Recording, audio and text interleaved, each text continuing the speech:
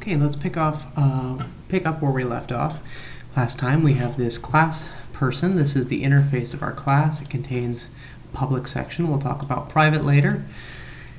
And it has three what we call fields or instance variables. These are things that the class, instances of the class, will know about themselves. Each person is going to have their own first name variable, their own last name variable, their own age. These again are called fields or instance variables, interchangeable for our purposes right now. And then we had this code that creates two people and assigns values to their fields. And then we called our print name and age function that takes in one person at a time. And it's defined up here. It prints out their first name, their last name, and their age to the screen. We used this dot operator to get out of each person, access their field variables within.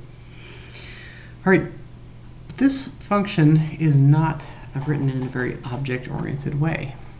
Object-oriented programming likes to have objects. These people here are called objects. This is the P1 object person. Instead of passing those objects into a function, we would prefer to have the object do something itself. So objects are virtual entities that both know things, know the information that's contained in their fields or instance variables, but they also can do things. So let's see how to do that, how to make person 1 tell us their name and age. The first thing we need to do is add something to the public interface, which is a function prototype.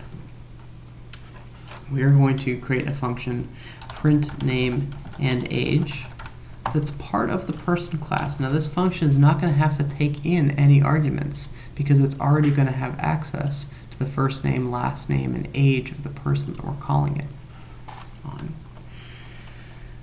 It's not going to return anything. It's just going to print something to the console, so it doesn't send back information into the main function where we're going to call it. We're going to change this print name and age function. All we're going to do is we're going to say that this is part of the person class. This now belongs to this class here. And we use the same name as the class and then two dots to indicate that this function, print name and age, now belongs to the person class. And it's going to have access to the fields inside it. It's not going to have to take in any arguments now because it has access to all the fields of the object that we're going to call it on. And we'll see how to do that in just a second. And instead of printing out P first name, no, we have access to the fields directly. We can see first name.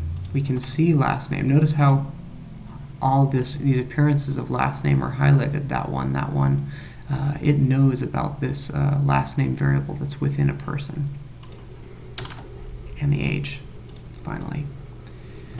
And then we're going to change our syntax down here a little bit. Instead of printing out the name and age of person P1, we're going to tell P1 to print his or her name and age. In this case, it's Mark Zuckerberg, a he, and P2 is going to print his age, name and age as well.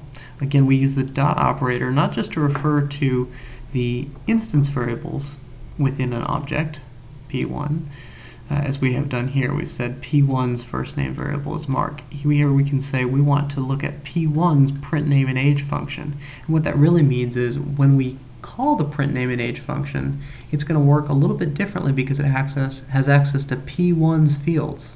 It's going to print P1's first name, last name, and age. And when we call that same function from P2.printNameAndAge, it's going to have access to P2's fields. So they're going to behave a little bit differently.